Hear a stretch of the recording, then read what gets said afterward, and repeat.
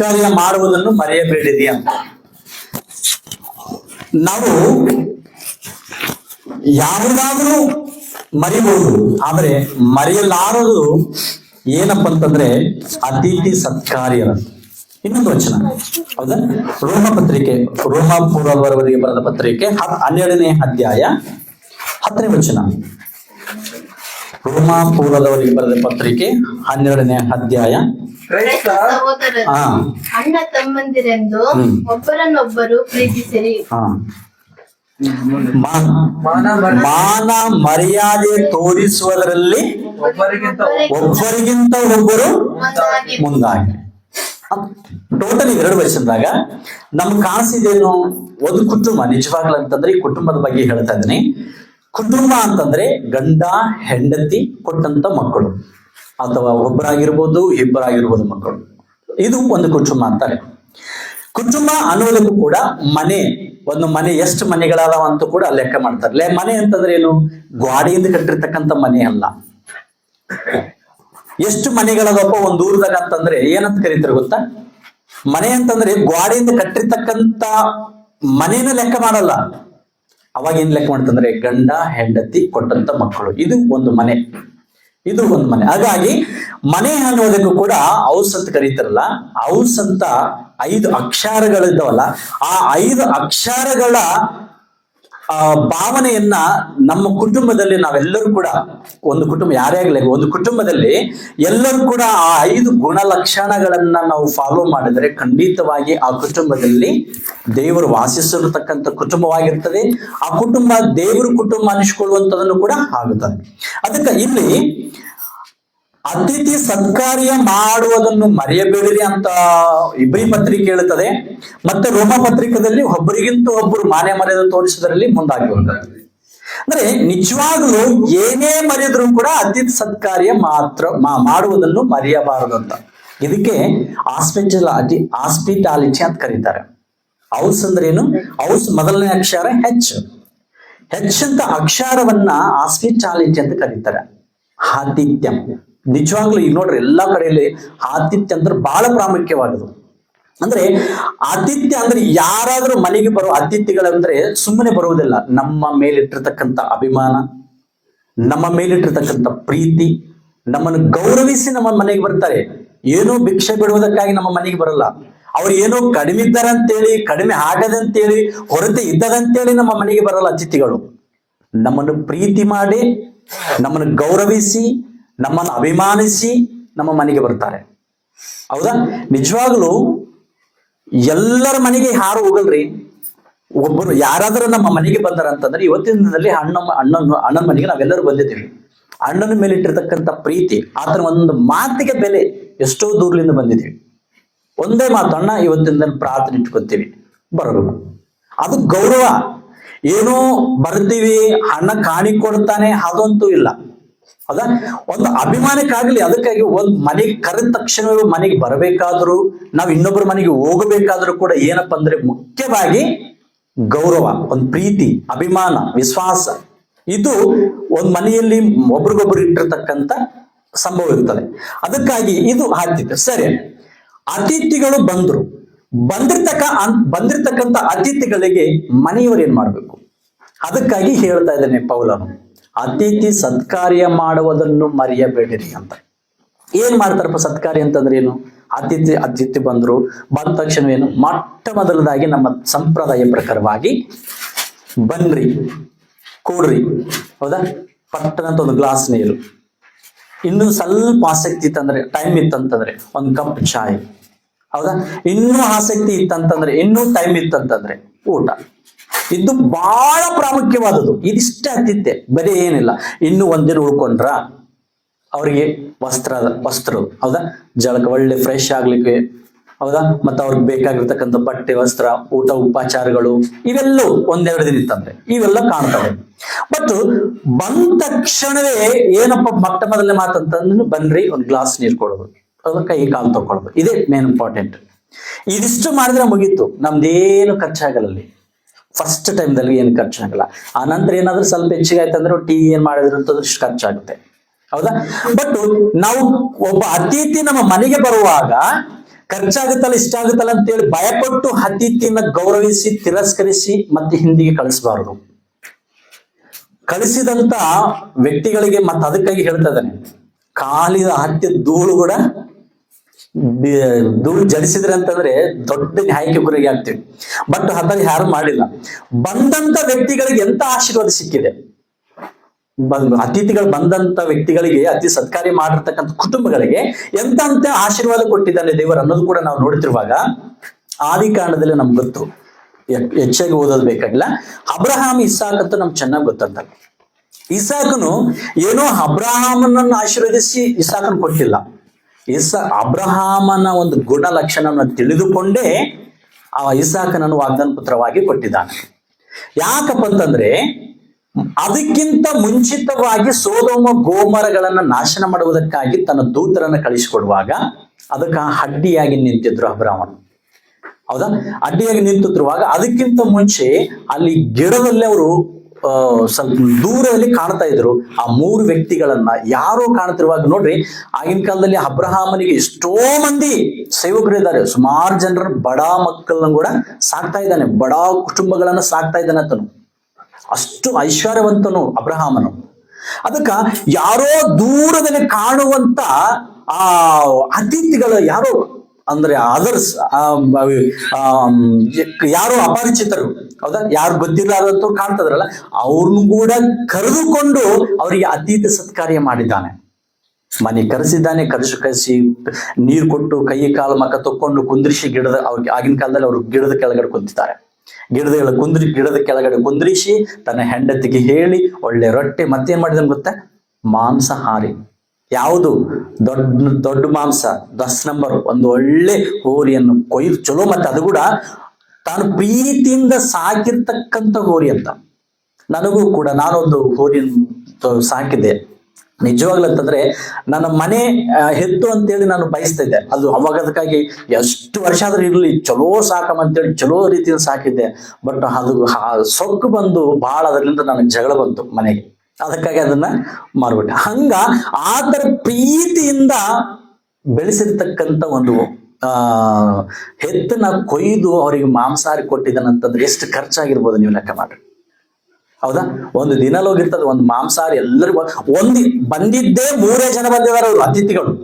ಹೌದಾ? ಬಂದಿರ್ತಕ್ಕಂಥ ಕೆಲವೇ ಅತಿಥಿಗಳು ಬಂದಿದ್ರೆ ಈತ ದೊಡ್ಡ ಒಂದು ಎತ್ತನೇ ಕೊಯ್ದು ಕಸಿ ಮಾಂಸಾಹಾರ ಕೊಟ್ಟಿದ್ದಾನಂತಂದ್ರೆ ಆಲೋಚನೆ ಮಾಡ್ರಿ. ಯಾಕ? ಅವ್ರಿಗೆ ಮಾತ್ರನೇ ಅಲ್ಲ, ನನ್ನ ಮನೆಯವರೆಲ್ಲರೂ ಸೇರಿ ಕೂಡ ಅವರೊಟ್ಟಿಗೆ ಊಟ ಮಾಡಬೇಕು ಅನ್ನೋದು. ಹೌದಾ? ಅದಿಷ್ಟು ಮಾಡಿತ್ತು ಅತಿಥಿ. ಆ ಅತಿಥಿ ಮಾಡಿದಕ್ಕ ಇಷ್ಟೆಲ್ಲ ನಾವು ಮಾಡಿದಾರಲ್ಲ, ನಾವು ಅಪರಿಚಿತವಾಗಿ ನಾವು ಬಂದಿದ್ದ ಕೆಲಸ ಉದ್ದೇಶನೇ ಬೇರೆ, ಈತ ಮಾಡಿದ್ದು ಕರೆದಿದ್ದು ಅಂದ್ರೆ ನಾವ್ ಯಾರೋ ಅಂತೂ ಕೂಡ ಗೊತ್ತಿದ್ರು ಕೂಡ ಇವ್ರು ಮತ್ತೆ ಕರೆದ ಕಸಿಗೆ ನಮ್ಮನ್ನು ಮನೆ ಕರೆಸಿ ಊಟ ಮಾಡಿಸ್ತಾನಲ್ಲ, ಇದಕ್ಕೆ ನಾವ್ ಏನು ಕೊಡೋಣ? ಇದಕ್ಕೆ ಏನು ಕೊಟ್ಟು ಹೋಗೋಣ? ಏನು ಕಡಿಮೆ ಆಗಿದೆ ಇತ್ತನಲ್ಲಿ? ಅಪ್ಪ ಬರೀ 3 ಜನರಿಗೆ ಇಷ್ಟೆಲ್ಲ ಊಟ ಕೊಟ್ಟಾನಲ್ಲ, ಏನು ಕಡಿಮೆ ಆದಂಗೆ ಕಾಣ್ತಾ ಇದ್ದಿತ್ತನಲ್ಲಿ? ಏನು ಕೊರತೆ ಇದೆ? ಕೊರತೆ ಅಂತಂದ್ರೆ ಏನೂ ಕಾಣ್ತಾ ಇಲ್ಲ ಅಲ್ಲಿ, ಯಾವ ಕೊರತೆನೂ ಕಾಣ್ತಾ ಇಲ್ಲ. ಆದ್ರೆ ಏನು ಕೊರತೆ ಇದೆ? ಕೊರತೆ ಇದೆ. ಆಸ್ತಿಗೆ ವಾರಸುದಾರನಿಲ್ಲ. ಇಷ್ಟೆಲ್ಲ ಆಸ್ತಿ ಇದೆ, ಇಷ್ಟೆಲ್ಲ ಸಂಪಾದನೆ ಮಾಡಿದನೆ, ವಾರಸುದಾರನಿಲ್ಲ. ನನ್ನ ಹೆಸರು ಉಳಿಸ್ಕೊಳ್ಳುವಂತ ಪುತ್ರನೂ ಇಲ್ಲ ಅಂತ ತಿಳ್ಕೊಂಡು ಅವರು 3 ಜನರು ಆಶೀರ್ವದಿಸಿ, ಹೌದಾ, ಆಶೀರ್ವದಿಸಿ ಬರುವಂತ ವರ್ಷದಲ್ಲಿ ನಿಮಗೊಬ್ಬ ಮಗ ಹುಟ್ಟತಾನಂತ ಕೂಡ ಆಶೀರ್ವಾದ ಕೊಟ್ಟರು. ಅದೇ ರೀತಿಯಲ್ಲಿ ಆಗಿತ್ತು. ಹೌದಾ? ನೋಡ್ರಿ, ಅತಿಥಿ ಸತ್ಕಾರ್ಯ ಮಾಡೋದರಿಂದ ಅಬ್ರಹಾಮನಿಗೆ ಏನಾಯ್ತು? ಒಳ್ಳೆ ಪುತ್ರ ರೀ. ಯಾರು ಕೊಡ್ಲಾರದಕ್ಕಾಗ್ಲಾರಂತ ಬಹುಮಾನ, ಯಾರು ಕೊಡ್ಲಾರಕ್ಕಾಗತಕ್ಕಂತ ಬಹುಮಾನ ಪುತ್ರ ಸಂತಾನವು ಎಲ್ಲಿಂದ ಬರೋದಂದ್ರೆ, ಪುತ್ರ ಸಂತಾನವು ಯೆಹೋವನಿಂದ ಬಂದ ಸ್ವಾಸ್ಥ್ಯವು ಗರ್ಭಫಲವು ಆತನ ಬಹುಮಾನ. ಯಾರು ಕೊಡ್ತಾರೆ? ಇದು ಮನುಷ್ಯರು ಕೊಡಲ್ಲ, ದೇವರು ಕೊಡ್ತಾನಂತೇಳಿ ಅಂತ ಬಹುಮಾನವನ್ನು ದೇವರು ಕೊಟ್ಟಿದ್ದಾನೆ.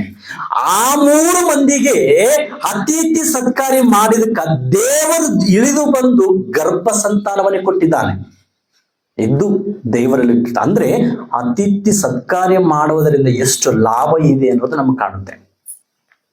ಹೌದಾ? ನಿಜವಾಗ್ಲೇ ಈಗಲೂ ನನ್ನ ಮನೆ ಹೇಳ್ತೇನೆ, ನನ್ನ ಮನೆಗೆ ಎಲ್ಲರೂ ಕೂಡ ಬಂದು ಹೋಗ್ತಾರೆ. ಹೆಚ್ಚು ಎಲ್ಲರೂ ಬಂದು ಹೋಗ್ತಾರೆ. ಇಲ್ಲಿವರೆಗೂ ನನ್ನ ಮನೆಗೆ ಬಂದಂತ ಎಂತ ವ್ಯಕ್ತಿಗಳಾಗ್ಲಿ ನಾನು ಅವ್ರಿಗೆ ಎಂತ ಉಪಕಾರ ಮಾಡಿದನಲ್ಲ, ಇವತ್ತಿಗೆ ಈ ಸ್ಥಾನ ನನಗೆ ಕಾಣ್ತಾ ಇದೆ.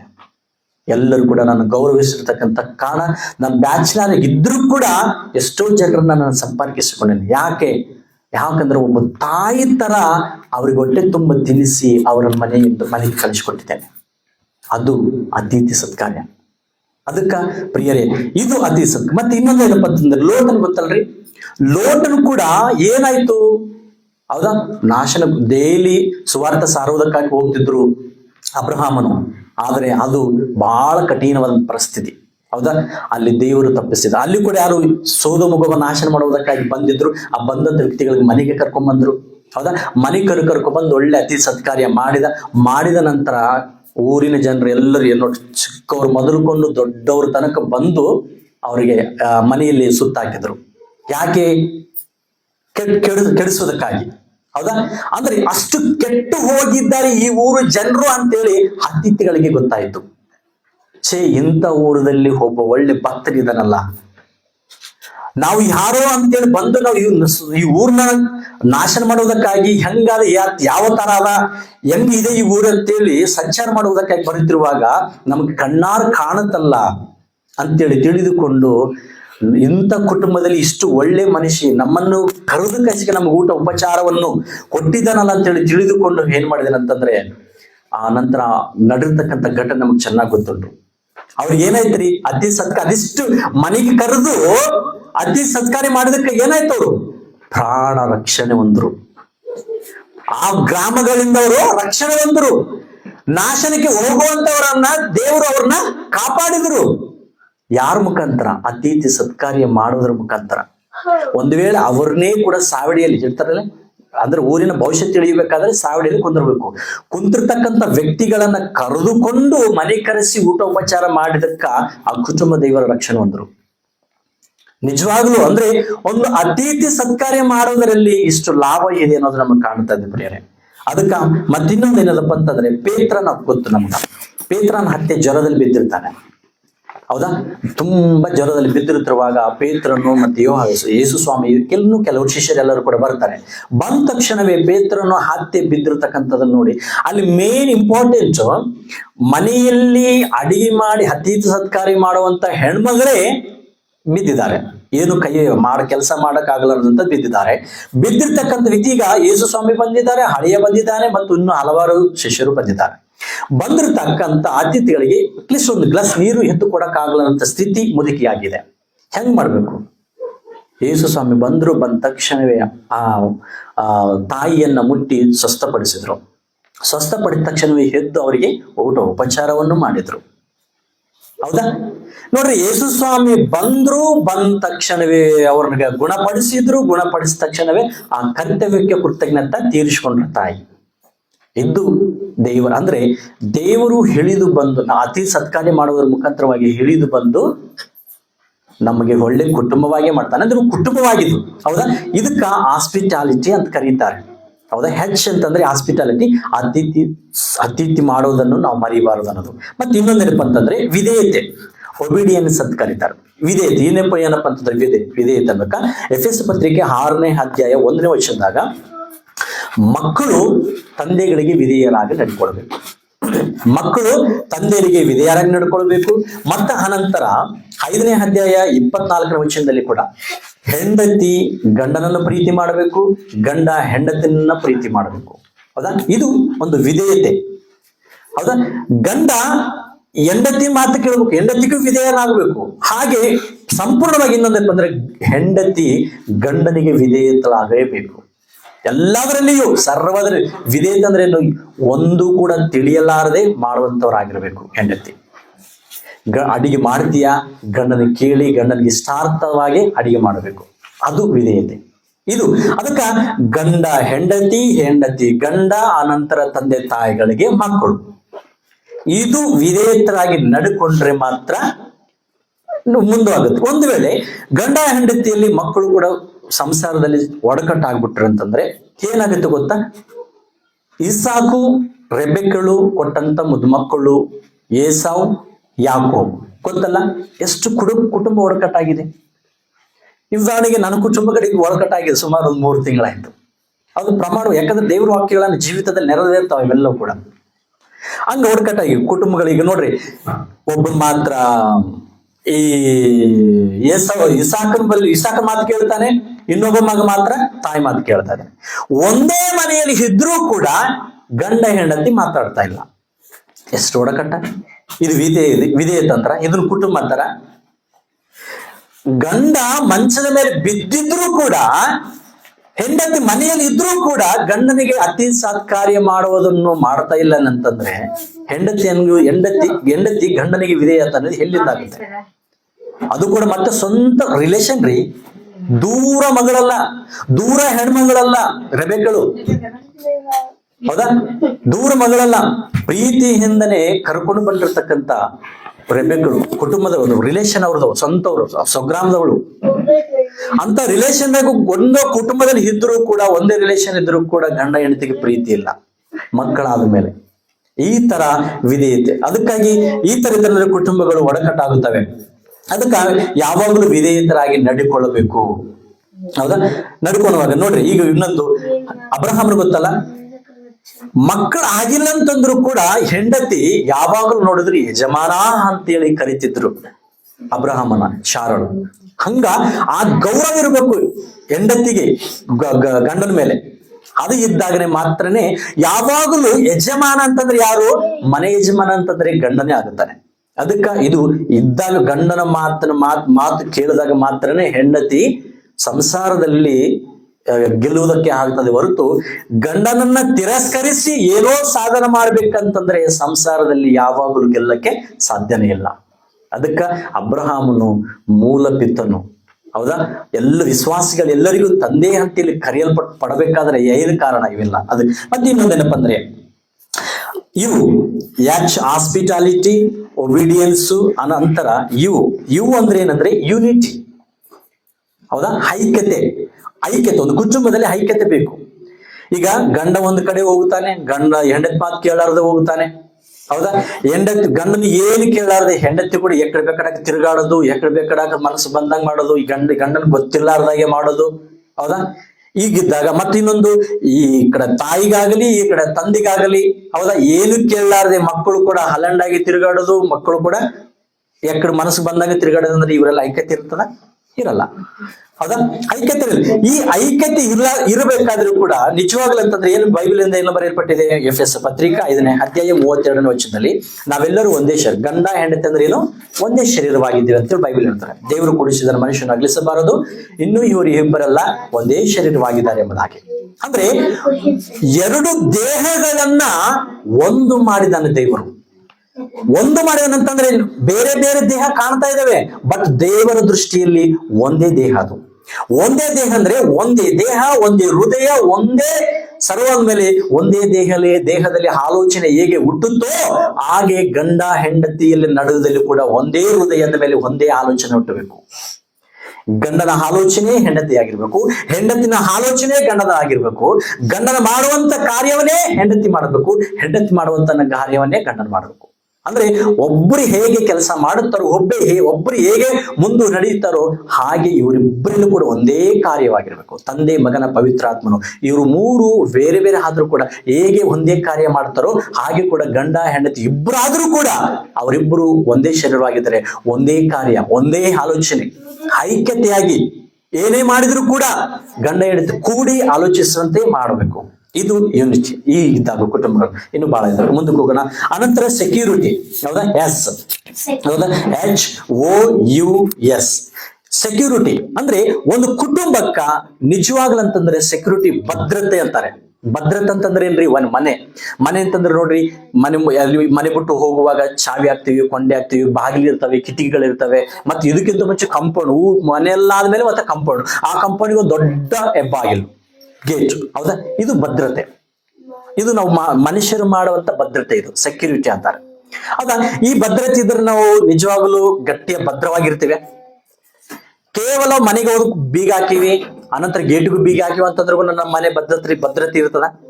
ನನ್ನ ಮನೆಗೆ ಬೀಗ ಹಾಕಿದ್ರು ಕೂಡ ನನ್ನ ಮನೆಯಲ್ಲಿ ಬಂಗಾರಿ ಬೆಳ್ಳಿ ಎಲ್ಲಾನು ತಗೊಂಡು ಹೋದ್ರು ಕಳ್ಳರು ಬಂದು ಹಿಡಿಯಕ್ಕಾಗುತ್ತಾ? ಇರ್ಲಿಲ್ಲ, ಹೌದಾ? ಭದ್ರತೆ. ಆದ್ರೆ ಇಲ್ಲಿ ದೇವರು ನಿಜವಾಗ್ಲೂ ಹೇಳ್ತಾ ಇದ್ದಾನೆ, ಏನಪ್ಪ ಅಂತಂದ್ರೆ ದಾವೀದನು ಬರೆದ ಕೀರ್ತನೆ ಗ್ರಂಥ 61ನೇ ಅಧ್ಯಾಯ 3ನೇ ವಚನದಲ್ಲಿ ಒಂದು ವಾಕ್ಯ. ದಾವೀದನ ಬರೆದ ಕೀರ್ತನೆ ಗ್ರಂಥ 61ನೇ ಅಧ್ಯಾಯ 3ನೇ ವಚನ. ನೀನು ನನಗೆ ಶರಣನು, ಶತ್ರುಗಳಿಂದ ತಪ್ಪಿಸುವ ಭದ್ರವಾದ ಬುರುಜು ಆಗಿದ್ದು. ಸಾಕಮ್ಮ. ಇಲ್ಲಿ ನೋಡ್ರಿ, ನೀನು ನನಗಂದ್ರೆ ಯಾರು ಹೇಳ್ತಾರ? ದಾವೀದನ ಹೇಳ್ತಾ ಇದ್ದಾನೆ ದೇವರಿಗೆ. ದಾವೀದನ ಕೈಯಲ್ಲಿ 100 ಮಂದಿ ಸೈನಿಕರಿದ್ದಾರೆ, 1000 ಮಂದಿ ಸೈನಿಕರಿದ್ದಾರೆ. ಅಷ್ಟು ಮಂದಿ ಇದ್ರೂ ಕೂಡ ನೀನು ನನಗೆ ಗುರಾಣಿ, ನೀನು ನನಗೆ ಭದ್ರತೆಯನ್ನು ಒದಗಿಸಿಕೊಡುವಂತ ದೇವರ ಅಂತ ಹೇಳಿ, ಅಂದ್ರೆ ದಾವೀದನ ಭದ್ರತೆ ಅಂತ ಯಾರು? ದೇವರಂತ ಹೇಳ್ತಾ ಇದ್ದಾನೆ. ಯಾಕೆ? ಅವ್ರ ಕೈ ಅಸಿಸ್ಟೆಂಟ್ಗಳಲ್ವಾ? ಅವತ್ತಿನ ಕೈಯಲ್ಲಿ ಎಷ್ಟೋ ಮಂದಿ ಸೇವಕರಿದ್ದಾರೆ, ಅವರಲ್ವಾ? ಅವರಲ್ಲ, ದೇವರೇ ಭದ್ರತೆ. ನೋಡ್ರಿ, ಗೊಲಿಯಾತನ ಕೊಂದಿದ್ರು ಯಾರು? ಮನುಷ್ಯನು. ಹೌದಾ? ದೇವರ ಮೇಲೆ ಭರವಸೆ ಇಟ್ಟುಕೊಂಡು ಹೋದ ಗೊಲಿಯಾತನ ಕೊಂದ, ಅದು ದೇವರ ಭದ್ರತೆ. ಅದಕ್ಕ ಇದು ಭದ್ರತೆ. ಇನ್ನೊಂದು ವಚನ, ಜ್ಞಾನೋಕ್ತಿಗಳು 18ನೇ ಅಧ್ಯಾಯ 10ನೇ ವಚನದಲ್ಲಿ, ಜ್ಞಾನೋಕ್ತಿಗಳು 18ನೇ ಅಧ್ಯಾಯ 10ನೇ ವಚನದಲ್ಲಿ, ಕನ್ನಡ ಚಂದ್ರ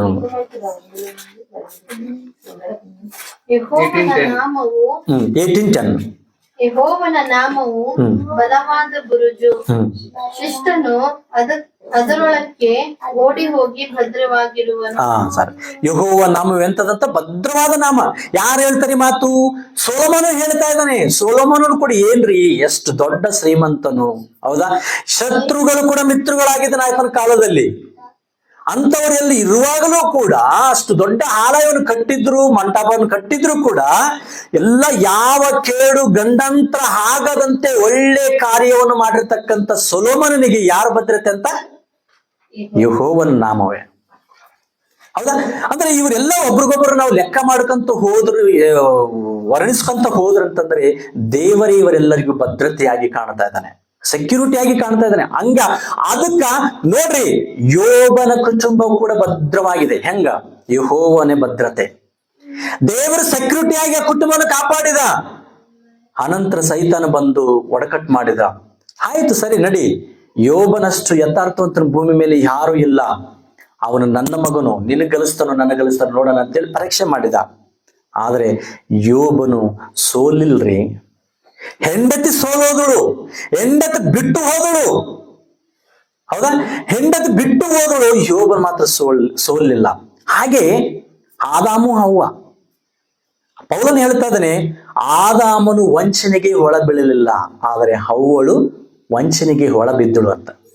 ಯಾವಾಗಲೂ ಸೈತಾನ ಪ್ಲಾನಿಂಗ್ ಏನಂತಂದ್ರೆ, ಹೆಣ್ಮಕ್ಕಳ ಮನೆಯಲ್ಲಿ ಹೆಂಡತಿಯರನ್ನ ವೀಕ್ನೆಸ್ ಅನ್ನು ತಿಳಿದುಕೊಂಡೇ ಗಂಡನ ಬಲನಿರ್ತನಾಗಿ ಮಾಡ್ತಾ ಇರ್ತಾರೆ. ಅಂದ್ರೆ ಹೆಂಡತಿ ಸೈತಾನನ್ನು ಒಕ್ಕೊಳ್ಳೋದು ಮನೆಯಲ್ಲಿ, ಹೆಣ್ಮಕ್ಕಳಲ್ಲಿ.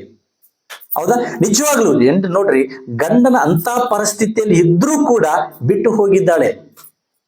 ಯಾರು? ಯೋಬನಿಗೆ ಅಂತ ಪರಿಸ್ಥಿತಿ, ಮೈಯೆಲ್ಲ ಹುಣ್ಣೆ ಆಗಿದ್ದಾವೆ, ಎಂತ ಪರಿಸ್ಥಿತಿ ಆಗಿದೆ ಗೊತ್ತಲ್ರಿ? ಅಂತ ಪರಿಸ್ಥಿತಿ ಇದ್ರೂ ಕೂಡ ಹೆಂಡತಿ ಬಿಟ್ಟು ಹೋಗಿದ್ದಾಳೆ. ಹೌದಾ? ಆದಾಮನು ಯಾವತ್ತೂ ಕೂಡ ದೇವರ ಮಾತನ್ನು ಧಿಕ್ಕರಿಸಲಿಲ್ಲ. ಅಂತ ಮಾತಿಗೆ ಹೆಂಡತಿ ಮಾತು ಕೇಳಿ ಪಾಪಕ್ಕೆ ಒಳಗಾದರು. ನಾನು ತಿನ್ನಬಾರದಂತ ಹೇಳಿರ್ತಕ್ಕಂಥ ಹಣ್ಣನ್ನು ನೀನು ಹೆಂಡತಿ ಮಾತು ಕೇಳಿ ತಿಂದಿಯಲ್ಲ ಅಂತ ಹೇಳ್ತಾನೆ ದೇವರು. ಹೇಳ್ತಾನೆ ದೇವರು, ಅಂದ್ರೆ ಹೆಂಡತಿ ಮಾತು ಕೇಳಬಾರ್ದಂತ ಹೇಳ್ತಾರೆ ಸ್ಪಷ್ಟವಾಗಿ. ನೀನು ಹೆಂಡತಿ ಮಾತು ಕೇಳಿ ತಿಂದಿಯಲ್ಲ ಅಂತಂದ್ರೆ, ಗಂಡ ಯಾವತ್ತಿದ್ರು ಹೆಂಡತಿ ಮಾತು ಕೇಳಲೇಬಾರದು. ಯಾವ ವಿಷಯದಲ್ಲಿ, ಕೆಲವು ವಿಷಯಗಳಲ್ಲಿ, ದೇವರ ವಿಷಯದಲ್ಲಿ ಬಂದಾಗ ಕೇಳಲೇಬಾರದು. ಬಟ್ ಹೆಂಡತಿ ಮಾತ್ರ ಗಂಡನ ಮಾತು ಕೇಳಲೇಬೇಕು. ದೇವರು ಸ್ಪಷ್ಟವಾಗಿ ಹೇಳ್ತಾನೆ, ನೀನು ಹೆಂಡತಿ ಮಾತು ಕೇಳಿ ತಿಂದಿಯಲ್ಲ ಅಂತಂದ್ರೆ ಅವಾಗ ಏನನ್ಸ್ತದೆ? ನಿನ್ನಂತ ಪುತ್ರ ಸಂತಾನ, ನನ್ನ ತಂದೆಯ ಮಗನ ಸ್ವಾಸ್ಥ್ಯವನ್ನು ನನ್ನ ಹಾಳು ಮಾಡಿಕೊಂಡಿನಲ್ಲ ಅಂತೇಳಿ ಹೆಂಡತಿ ಗಂಡನಿಗೆ ಫುಲ್ ಜಗಳ. ಅದೆಲ್ಲ ಬೈಬಲ್ದಾಗಿಲ್ವ? ಹೌದಾ? ತುಂಬಾ ಜಗಳ ಆಗಿರ್ತವೆ, ವೈಮನಸ್ಸಾಗಿರ್ತದೆ ಇಬ್ರು ಗಂಡ ಹೆಂಡತಿ ನಡುವ. ಕೆಲವು ಕಾಲದವರೆಗೆ ಎಲ್ಲರಿಗೂ ಆಗಿತ್ತು, ಎಲ್ಲರ ಸಂಸಾರದಲ್ಲಿ ನಡೆಯೋದಲ್ಲ, ಗಂಡ ಹೆಂಡತಿ ಜಗಳ ಬಂದಾಗ ಕೆಲವು ವೈಮನಸ್ಸು ಆಗೇ ಆಗಿರ್ತೇವೆ. ಹಂಗ ಮೊದಲನೇದಾಗಿ ಆದಮವನು ಕೂಡ ವೈಮನಸ್ಸಾಗಿದೆ ಆ ಸಮಸ್ಯೆದಲ್ಲಿ. ಅದೇ ರೀತಿಯಲ್ಲಿ ಯೋಬನು ಕೂಡ ಅಷ್ಟೇ ವೈಮನಸ್ಸಾಗಿದೆ, ಹೆಂಡತಿ ಬಿಟ್ಲೋರು. ನಿನ್ನ ಯಥಾರ್ಥವನ್ನು ಬಿಡಲಿಲ್ಲವೋ, ದೇವರನ್ನು ದೂಷಿಸಿ ಸಾಯಿ ಅಂತೇಳಿ ಹೆಂಡತಿ ಸ್ವಂತ. ಅಂದ್ರೆ ದೇವರೇ ಬೇಡ ನಮಗ, ದೇವರನ್ನ ಯಾಕೆ ನಂಬಿಕೊಂಡಿದ್ದಿ, ಇಷ್ಟು ನಂಬಿಕೊಂಡಿದ್ದಕ್ಕ ಇಷ್ಟು ಕಷ್ಟ ನಮಗ ಅಂತಂದ. ಅವಾಗ ಯೋಬನ್ ಹೇಳ್ತಾ ಇದ್ದಾನೆ, ಮೂರ್ಖಳು ಮಾತಾಡಿದಾಗೆ ನೀನು ಮಾತಾಡ್ತೀಯ ಅಂತ. ಹೌದಾ, ಇದು ನಡೆದಿತ್ತು. ಹೌದಾ, ಟೋಟಲ್ ಅಂದ್ರೆ ಅದಕ್ಕಿಂತ ಮುಂಚಿತವಾಗಿ ಯೋಬನ ಕುಟುಂಬ ಹೇಗೆ ಕಾಪಾಡಿದ ದೇವರು? ಬೇಲಿ ಹಾಕಿ ಕಾಪಾಡಿದೆ ಅಂತ ಸೈತಾನ ಹೇಳ್ತಾ ಇದ್ದಾನೆ. ಯೋಬನು ಸುಮ್ಮನೆ ಆಶೀರ್ವದಿಸಲ್ಪಟ್ಟನ, ಸುಮ್ಮನೆ ನಿನ್ನಲ್ಲಿ ಭಯಭಕ್ತಿ ಇದ್ದಾನ, ನಿನ್ನ ಕಡೆಯಿಂದ ಆತನಿಗೆ ತುಂಬಾ ಲಾಭ ಇದೆ, ಅದಕ್ಕ ನೀನ್ ಆತನ ಕಾಪಾಡ್ತಾ ಇದ್ದಿ. ಅದಕ್ಕ ಆತನ ಏನ್ ಮಾಡಿದ್ವಿ, ನೀನು ಬೇಲಿ ಹಾಕಿ ಕಾಪಾಡ್ತಾ ಇದ್ದಿ. ಒಂದು ಸಾರಿ ಬೇಲಿ ತೆಗೆದು ನೋಡು, ಬೇಲಿ ತೆಗೆದು ನೋಡಿ ಹೆಂಗ ನಿನ್ನ ಆಶೀರ್ವಾದ, ನಿನ್ನನ್ನು ಹೆಂಗ ದೂಷಣೆ ಮಾಡ್ತಾನೋ ಅಥವಾ ನಿನ್ನಲ್ಲಿ ಭಯಭಕ್ತಿ ಇದ್ದಂಥವ್ರಾಗಿರ್ತಾನೋ ನೋಡೋಣ ಅಂತೇಳಿ ಪರೀಕ್ಷೆ ಮಾಡಿದ. ಅಂದ್ರೆ ಯೋಬನ ಕುಟುಂಬ ಭದ್ರವಾಗಿ ದೇವರು ಕಾಪಾಡಿದನಲ್ಲ, ಬೇಲಿ ಹಾಕಿ ಕಾಪಾಡಿದ ಮೇಲೆ ಸರಿ ಆಯ್ತು, ನನ್ನ ಮಗನವನು ನನ್ನನ್ನೇ ಮಹಿಮೆ ಪಡಿಸ್ತಾನೆ ಅಂತ ತಿಳಿದುಕೊಂಡು ನಿಜವಾಗ್ಲೂ ಹೇಳ್ತೇನ್ರಿ, ಯೋಬನ ಬಾಯಿಂದ ಒಂದು ಮಾತಿನಿಂದ ಕೂಡ ದೇವರನ್ನು ದೂಷಿಸಿಲ್ಲ ಅಂತ ಹೇಳ್ತದೆ. ಅದಕ್ಕ ಭೂಮಿ ಮೇಲೆ ಹಿಂದೆಯೂ ಇಲ್ಲ ಮುಂದೆಯೂ ಇಲ್ಲ ಅಂತೇಳಿ ಸಾಕ್ಷಿ ಕೊಡ್ತಾ ಇದ್ದಾನೆ ದೇವರು. ಅದಕ್ಕೆ ಇದು ಕುಟುಂಬದಲ್ಲಿ ನಡೀತದ. ಅದ ಟೈಮ್ ಮುಗೀತು, ಅದು ಎಲ್ಲಿವರೆಗೆ ಇರ್ತದೆ ಅಲ್ಲಿವರೆಗೆ ಟೈಮ್ ಮುಗೀತು. ಆನಂತರ ಹೋಗಿತ್ತ ಹೆಂಡತಿ ವಾಪಸ್ ಬಂದಳು, 2 ಪಟ್ಟು ಆಶೀರ್ವಾದನೂ ಸಿಗಿತ್ತು. ಮಕ್ಕಳು ನಾಶವಾಗಿ ಹೋಗಿದ್ರು, ಹೆಣ್ಮಕ್ಳು ನಾಶವಾಗಿ ಹೋಗಿದ್ರು, ಮತ್ತೆ ಅದಕ್ಕೆ ಡಬಲ್ ಕೊಟ್ರ ದೇವರು. ಅವಾಗ ಹೆಂಗ್ ಕೊಟ್ರಂದ್ರೆ ಡಬಲು, ಆ ಊಚಿ ದೇಶದಲ್ಲಿ ಯೋಬನ ಹೆಣ್ಮಕ್ಳಿದ್ದಷ್ಟು ಸುಂದರರು ಯಾರು ಕೂಡ ಇಲ್ಲ ಅಂತ ಹೇಳ್ತಾ ಇದ್ದಾರೆ. ಅದ ಡಬಲ್, ಇದು ಭದ್ರತೆ. ಹೌದಾ, ಒಂದು ಕುಟುಂಬಕ್ಕೆ ದೇವರ ಭದ್ರತೆ, ದೇವರ ವ್ಯವಸ್ಥೆ, ದೇವರ ಒಂದು ಸೆಕ್ಯೂರಿಟಿ ಬೇಕು ನಮಗ. ಮನುಷ್ಯರ ಸೆಕ್ಯೂರಿಟಿ ಬೇಡ ಯಾವಾಗಲೂ ಕೂಡ. ನಾವು ಹೋಗುತ್ತಿರುವಾಗಲೂ ಬರುತ್ತಿರುವಾಗಲೂ ಅನುಕ್ಷಣ ನಮ್ಗೆ ಸೆಕ್ಯೂರಿಟಿ ದೇವರು ಬೇಕು. ನಾನು ಯಾದಗಿರಿದಲ್ಲಿ ಒಂದು ಮನೆ ಓಪನಿಂಗ್ ಹೋಗಿದ್ದೆ. ಮನೆ ಓಪನಿಂಗ್ ಹೋಗುವಾಗ ಅಲ್ಲಿ ಒಂದು ಸಂದೇಶ ಹೇಳೋದಕ್ಕಿಂತ ಮುಂಚೆ ಬಜಾರಿಗೆ ತರಕಾರಿಗೆ ತಗೊಂಬರಕ್ಕೆ ಅಂತೇಳಿ ಮಾರ್ನಿಂಗ್ ಟೈಮ್ದಾಗ ಹೋಗುವಾಗ ಸ್ಕೂಟಿ ರೇಸ್ ಏನಾಗಿದೆ ಅಂತಂದ್ರೆ, ನಮ್ಮ ಸಣ್ಣ ಸ್ಕೂಟಿ ಅದು, ಆ ಸ್ಕೂಟಿ ರೇಸ್ ಲಾಕ್ ಆಗುತ್ತಾ ಇದೆ, ಮುಂದಕ್ಕೆ ಹೋಗ್ತಾ ಇಲ್ಲ, ಲಾಕ್ ಆಗುತ್ತಾ ಇದೆ. ಅದು ಪೆಟ್ರೋಲ್ ಖಾಲಿ ಆಗಿತ್ತು, ಪೆಟ್ರೋಲ್ ಬಾಟಲ್ ತಗೊಂಡ್ಬಂದು ಹಾಕೊಂಡಿವಿ. ಹೈದರಾಬಾದ್ ಮೇನ್ ರೋಡ್ ಅದು. ಹೌದಾ, ಅದು ಹೊಸಳ್ಳಿ ಕ್ರಾಸ್ ಅಂತೇಳಿ ಬರ್ತದೆ. ಅಲ್ಲಿ ಯಕ್ಷನ್ ನಾವು IMS ದಲ್ಲಿ ಇದ್ದಾಗ ಆ ಭಾಗದಲ್ಲಿ ನನಗೆ ಹೆಚ್ಚಿಗೆ ತಿರುಗಾಡಿದ್ದು. ಹಂಗಾಗಿ ಅಲ್ಲಿ ಆ ಒಂದು IMS ದಾಗ ಇದು ಸರ್ಕಲ್ ಇದು ದೊಡ್ಡ ರೋಡ್ ಅದು, ಹೈವೇ ರೋಡ್ ಅಲ್ಲ. ಹಂಗಾಗಿ ಸುಮಾರು ಅಂತಂದ್ರೆ ಮನಕಾಳದ ಎತ್ತರಕ್ಕ ನಡಿದಾಗ ರೋಡ್ದಾಗ ಕಲ್ಲು ಕಟ್ಟಿರ್ತಾರಲ್ಲ, ಗಿಡಗಳು ಹಾಕಲಿಕ್ಕೆ. ಹೌದಾ, ಅಂತ ಒಂದು ಕಟ್ಟೆದಿಂದ ಸ್ಕೂಟ್ ರೇಸ್ ಹಾಕಿದ ಮೇಲೆ ಹೋಗಿ ಈಚ್ ಕಡೆಯಿಂದ ಆಚೆ ಕಡೆ ಬಿದ್ದುಬಿಟ್ಟಿನಿ. ಬಿದ್ದಿದ ನಂತರ ನೋಡ್ರಿ, ಲಾರಿ ಸ್ವಲ್ಪದಾಗ ಮಿಸ್, ಹಿಂದ್ಗಡೆ ಬ್ಯಾಕ್ ಡೋರ್ ಅದ ಸ್ವಲ್ಪ ಮಿಸ್ಸು. ಮತ್ತ తర్వాత ಮುಂದಿನಿಂದ ಸ್ಪೀಡ್ ಒಂದು ಲಾರಿ, ಮಾಲ್ ಗಾಡಿಗಳು ಬರ್ತಿರ್ತಾವೆ ಅಲ್ಲಿ ಕಡೆ ಸೈಡ್ಲಿಂದ, ದೊಡ್ಡ ಲಾರಿಗಳು. ಹೌದಾ, ಅಂತ ಒಂದು ಲಾರಿಗಳು. ಆದ್ರೂ ಕೂಡ ಕೆಳಗಡೆ ಸಿನಿಮಾ ಆಕ್ಟರ್ದಲ್ಲಿ ಹೆಂಗ್ ಬಿಡ್ತ ಶೂಟಿಂಗ್ದಾಗ ಆ ತರ ಚಂಪು ಈಚೆ ಕಡೆ ರೋಡಿಂದ ಆಚೆ ಕಡೆ ರೋಡ್ ಬಿದ್ದಿನಂತಂದ್ರು ಕೂಡ ದೇವ್ರು ನನಗೆ ಯಾವ ಪೆಟ್ಟುನಾಗ್ಲಿ, ಸ್ವಲ್ಪ ಇಲ್ಲೊಂದು ಬ್ಯಾನ್ ಆಗಿತ್ತು, ಬಟ್ ಸ್ಕಿನ್ ಔಟ್ ಆಗಿತ್ತು. ಆ ಸ್ಕಿನ್ ಮತ್ತೆ 2 ದಿನದಾಗ ಗುಣ ಆಗ್ಬಿಡ್ತು. ಹೌದಾ, ಹಂಗ ಸ್ವಲ್ಪ ಒಂದು ಸೆಕೆಂಡ್, ಒಂದು 10-15 ಅವತ್ತು ಒಂದು 2 ಸೆಕೆಂಡ್ ಕೂಡ ಸ್ವಲ್ಪ ಗ್ಯಾಪ್ ಕನೆಕ್ಟ್ ಆಗಿತ್ತಂದ್ರೆ ನಾನು ಡೋರ್ ಹೊಡೆದು ಔಟ್ ಆಗ್ತಿದ್ದೆ, ಗಾಲ್ ಕೆಳಗಡೆ ಹೋಗ್ತಿದ್ದೆ. ಹೌದಾ, ಯಾಕಂದ್ರೆ ಅವತ್ತು ಒಂದು ಕ್ಷಣದಲ್ಲಿ ಸತ್ತಿದ್ರೆ ಯೂಟ್ಯೂಬ್ ನಲ್ಲಿ ಒಂದು ವಿಡಿಯೋ ಹಾಕಿನಿ, ಆಡಿಯೋ ಹಾಕಿನಿ ಅದು ಆಕ್ಚುಲಿ. ಹೌದಾ, ಅವತ್ತು ಆ ಮೆಸೇಜ್ ಅಲ್ಲಿ ಸಿಗ್ತಿದ್ದಿಲ್ಲ. ಈ ಮೆಸೇಜ್ ಕೂಡ ಅವತ್ತು ರೆಡಿ ಮಾಡಿದ್ದೆ ಮೆಸೇಜ್. ಇದು ಮನೆ ಓಪನಿಂಗ್, ಹೊಸದ್ ಮನೆ ಕಟ್ಟಿದ್ದಾರೆ ನಮ್ಮ ಸಣ್ಣಮ್ಮವರು. ಮನೆ ಅನ್ನುವಂಥದಕ್ಕ ಗುಣಪಡಿಸೋದಕ್ಕಾಗಿ ಈ ಮೆಸೇಜ್ ಅವತ್ತು ರೆಡಿ ಮಾಡಿದ್ದು ಇಲ್ಲಿವರೆಗೆ ಇಟ್ಕೊಂಡಿದ್ದೀನಿ. ಹೌದಾ, ಈ ಮೆಸೇಜ್ ರೆಡಿ ಮಾಡಿದ್ದು ಅಲ್ಲಿ ವೇಸ್ಟ್ ಆಗುತ್ತೆ. ಅಲ್ಲಿ ಹಲವಾರು ಜನಗಳು ಬಂದಿದ್ದಾರೆ. ಆ ಸಂದೇಹ ನನ್ನ ಬಾಯಿಂದ ಕೇಳಬೇಕು ದೇವರ ಉದ್ದೇಶ. ನನ್ನ ಮಗನ ಬಾಯಿಂದ ಕೇಳಬೇಕು ಅನೇಕ ಜನರು ಅಂತೇಳಿ ಪ್ರಣಾಳಿಕೆ ಇಟ್ಟುಕೊಂಡನಲ್ಲ. ಪ್ರಣಾಳಿಕೆ ಇಟ್ಟುಕೊಂಡ್ರೆ ಈಗ ಇಲ್ಲಿ ಸತ್ರ ಅಂದ್ರೆ ಅಲ್ಲಿ ವಾಕ್ಯಾರ ಕೇಳಕತ್ತಾರ. ಒಳ್ಳೆ ಸಂದೇಶ ಎಷ್ಟು ದಿವಸ ಪ್ರಿಪೇರ್ ಮಾಡ್ಕೊಂಡಿನೋ ಇದನ್ನ. ಹೌದಾ, ಮಾಡ್ಕೊಂಡಿದ ಮೇಲೆ ಹೆಂಗ ಅಂತೇಳಿ ಅವತ್ತು ಬಿದ್ರು ಎಲ್ಲಿ ಮಾಡಿದ್ರು ಕೂಡ ಅವತ್ತು ಸಂದೇಶದಲ್ಲಿ ನಾನು ಹೇಳಿದ್ದೆ, ನೀವು ಸಾಕ್ಷಿಯಾಗಿ. ಇದು ಭದ್ರತೆ ಹತ್ರ.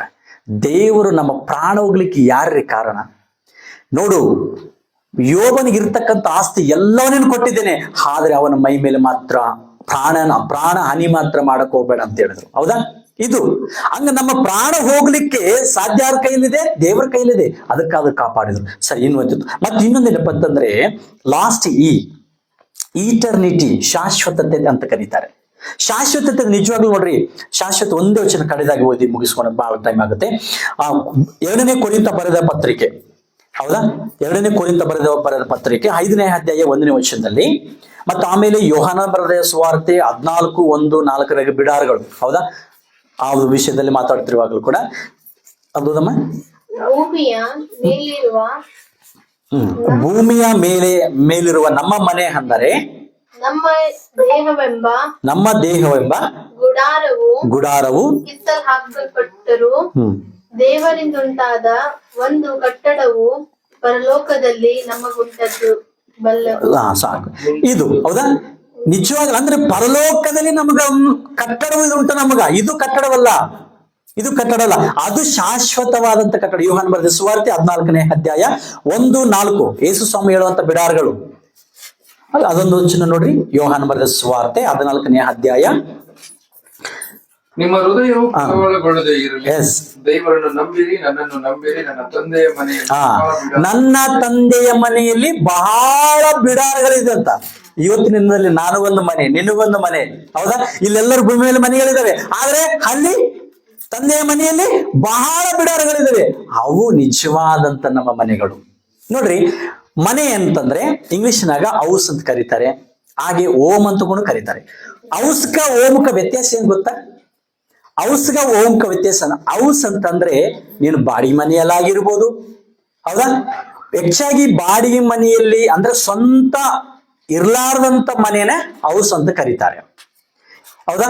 ಇದು ಫುಲ್ ಬೇಸ್ಮಾಟ್ ಅಲ್ಲ, ಇದು ಹೌದು, ಬೇಸ್ ಅಲ್ಲ, ಇದೆಲ್ಲ ಇವಾಗೋದ್ರಿ ಮನೆ. ಆದ್ರೆ ಓಮ್ ಅಂತ ಎದಕ್ಕೆ ಕರೀತಂದ್ರೆ ಸ್ವಂತ ಕೈಯಾರ ನಾವು ಕಟ್ಟಿಕೊಂಡಿರ್ತೀವಲ್ಲ ಮನೆ, ಅದು ಓಮ್ ಅಂತ ಕರೀತಾರೆ. ಅಂದ್ರೆ ಇದು ವಿಜಯನ ಮನೆ, ಹೌದಾ? ಇದನ್ನ ಓಮ್ ಅಂತ ಕರೀತಾರೆ. ಹೌಸ್ ಅಂತಂದ್ರೆ ರೆಂಟಿಯಲ್ಲಿ ಇರ್ತಕ್ಕಂಥ ಮನೆಯನ್ನ ಹೌಸ್ ಅಂತ ಕರೀತಾರೆ.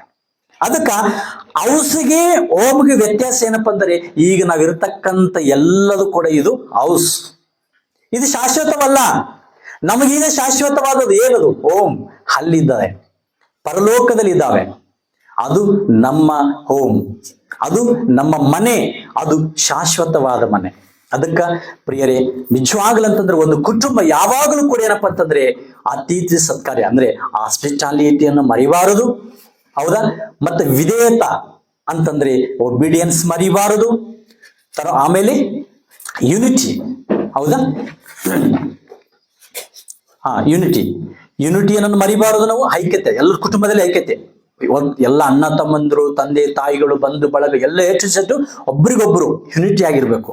ನೋಡ್ರಿ, ಯೋಬನ ಕುಟುಂಬದಾಗ ದಿನಾಲು ಒಬ್ಬರ ಮನೆಯಲ್ಲಿ ಇವ್ರು ಪ್ರಾರ್ಥನೆ ಮಾಡಿದ್ರೆ ಇನ್ನೊಬ್ಬರ ಮನೆಯಲ್ಲಿ ಅವ್ರು ಪ್ರಾರ್ಥನೆ ಮಾಡ್ತಿದ್ರಂತ. ಅವ್ರು ಎಲ್ಲ ಮತ್ತೆ ಅವ್ರ ಅಕ್ಕ ತಂಗಿಯರೆಲ್ಲರೂ ಕರಿತಿದ್ರಂತ ಅವ್ರು.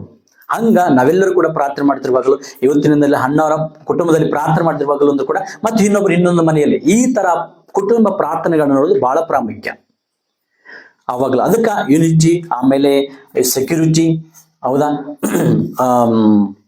ಶಾಶ್ವತವಾದಂಥ ಜೀವಿತ, ಇವು ನಮ್ಗೆ ಬಹಳ ಪ್ರಾಮುಖ್ಯವಾದವು. ಈ 5 ಲಕ್ಷಣಗಳನ್ನು ನಾವು ಫಾಲೋ ಮಾಡಿದ್ರೆ ನಿಜವಾಗಲೂ ನಾವು ದೇವರ ಕುಟುಂಬ ಅಂತ ಅನಿಸ್ಕೊಳ್ತೇವೆ.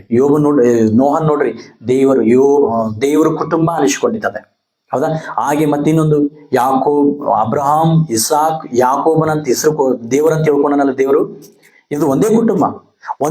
ಅದನ್ನ ಇವ್ರ ಕುಟುಂಬ, ಇವ್ರ ದೇವರು ಅಂತ ತಿಳ್ಕೊಂಡಿದ್ದ. ಅಂದ್ರೆ ನಮ್ಮ ಮನೆ ದೇವರು ಯಾರಪ್ಪ ಅಂತಂದ್ರೆ ಎಲ್ಲರೂ ಏನ್ ಹೇಳ್ತಾರೆ, ಹಿಂದೂಗಳು ಬೇರೆ ಬೇರೆ ಹೆಸರು ಹೇಳ್ತಾರೆ. ಬಟ್ ನಮ್ಮ ಮನೆ ದೇವರು ಯಾರಂತ ತಿಳ್ಕೊಬೇಕೀಗ? ತಂದೆಯಾದ ದೇವರು, ಯೆಹೋವ ದೇವರಂತ ತಿಳ್ಕೊಬೇಕು. ಹಂಗ ಹೇಳ್ಕೊಂಡಿದ್ದಾರೆ ಅವತ್ತಿನದಲ್ಲಿ. ದೇವರು ಹೇಳ್ಕೊಂಡಿದ್ದಾರೆ, ಬಟ್ ಇವ್ರು ಹೇಳ್ಕೊಂಡಿಲ್ಲ. ದೇವರು ನಾನು ಅಬ್ರಹಾಮನ ದೇವರು, ಇಸಾಕರ ದೇವರು, ಯಾಕೋಬನ ದೇವರು ಹೇಳ್ಕೊಂಡಿದ್ದಾನೆ. ಅವ್ರ ಕುಟುಂಬದ ದೇವರು ನಾನಪ್ಪ ಅಂತ ಹೇಳ್ಕೊಂಡಿದ್ದಾನೆ. ನಮ್ಮ ದೇವರು ಇವ್ರು ಅಂತೇಳಿ ಕುಟುಂಬ ಹೇಳ್ಕೊಳ್ತಾ ಇಲ್ಲ. ಅಂತ ಸ್ಥಾನಕ್ಕೆ ನಾವು ಹೋಗ್ಬೇಕು. ಅದಕ್ಕ ದೇವರ ವಾಕ್ಯವನ್ನು ಆಶೀರ್ವದಿಸಿ ಕಾಪಾಡಲಿ. ಬಹಳ ತುಂಬಾ ಸಮಯ ನಾನು ವಾಕ್ಯವನ್ನು ತೆಗೆದುಕೊಂಡಿದ್ದೆ, ದಯಮಾಡಿ ಕ್ಷಮಿಸಿ. ಮತ್ತೆ ಕೆಲವು ನಿಮಿಷ ಅನ್ನೋರು ಏನಾದರೂ ಮಾತಾಡೋರಿದ್ರಂದ್ರೆ ಮಾತಾಡ್ಬೋದು. ಲಾಸ್ಟ್ ಪ್ರಾರ್ಥನೆ ಪಾಸ್ಟರ್ ಏನೋರು ಪ್ರಾರ್ಥನೆ ಮಾಡಿ ಊಟವನ್ನು ಮುಗಿಸ್ತಾ ಮಾಡ್ತಾರೆ. ವದನಿ ಏನ మాట్లాడతారా?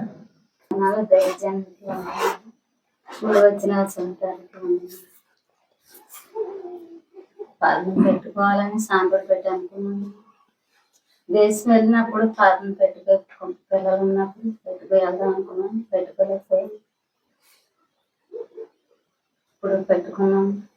అలాగే పిల్లల కోసం, మా కోసం, అత్తగారికి బాగలేదు, అత్తగారి కోసం ప్రార్థన చేస్తారని చిన్న దేవుడు.